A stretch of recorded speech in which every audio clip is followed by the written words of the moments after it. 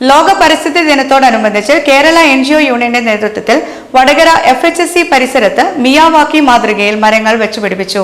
Municipal chairperson KP Bindu ഉദ്ഘാടനം നിർവഹിച്ചു. വടകര മുനിസിപ്പാലിറ്റിയുടെ കൈവശത്തിലുള്ള 4 സെന്റ് ഭൂമിയിലാണ് വൃക്ഷത്തൈകൾ വെച്ചുപിടിപ്പിച്ചത്.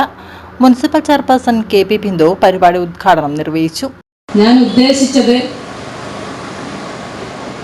വടകര നഗരസഭ ഈ മിയാവാക്കി വനം ഇതേ കോമ്പൗണ്ടിൽ ഒരു 5 വർഷം മുമ്പേ നമ്മൾ ചെയ്തതായിരുന്നു.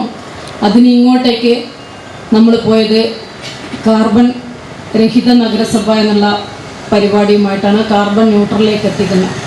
പിന്നീട് ഇങ്ങോട്ടേക്ക് ഇവിടെ സൂചിപ്പിച്ചതുപോലെ ഹരിതകേരള മിഷൻ്റെ ഭാഗമായി net zero carbon Keralam campaign, ഈ ക്യാമ്പയിൻ കേരളത്തിൽ ഏറ്റെടുത്ത ഏക നഗരസഭ വടകര നഗരസഭയാണ്. അപ്പം ഞാൻ വിചാരിച്ചു ഇങ്ങനെയൊക്കെയുള്ള പെരുമയുള്ള വടകരയിലേക്ക് NGO യൂണിയൻ്റെ നേതൃത്വത്തിൽ ഒരു കേന്ദ്രം വടകര എന്നതായിരിക്കും. പിന്നീടാണ് ഞാൻ ആലോചിച്ചത് നമ്മുടെ പ്രസിഡൻറ്റിൻ്റെ സ്ഥലം കൂടെ വടകര ആയതുകൊണ്ടായിരിക്കാം വടകര തന്നെ. എന്ത് തന്നെയാലും ഈ രണ്ടിൽ ഏതായാലും എനിക്ക് ആദ്യം സൂചിപ്പിക്കാനുള്ളത് നമ്മളിന്ന് നട്ട തൈകളൊക്കെ തന്നെ അതിൻ്റെ പരിപാലനം പൂർണ്ണ ഉത്തരവാദിത്വത്തിൽ നിങ്ങൾ തന്നെ ഏറ്റെടുത്തുകൊണ്ട് ഇത് സംരക്ഷിക്കപ്പെടണം എന്നുള്ളതാണ്. കാരണം ഈ ഒരു ഏരിയ എന്ന് പറയുന്നത് സ്ഥലപ്പേര് തന്നെ ആടുമുക്ക് എന്നാണ്. ഇപ്പം നമ്മളെ പെർമിഷനൊന്നും ഇല്ലാതെ കയറി വരുന്ന ആളുകളാണിവർ. നമ്മൾ വെച്ച തൈകൾ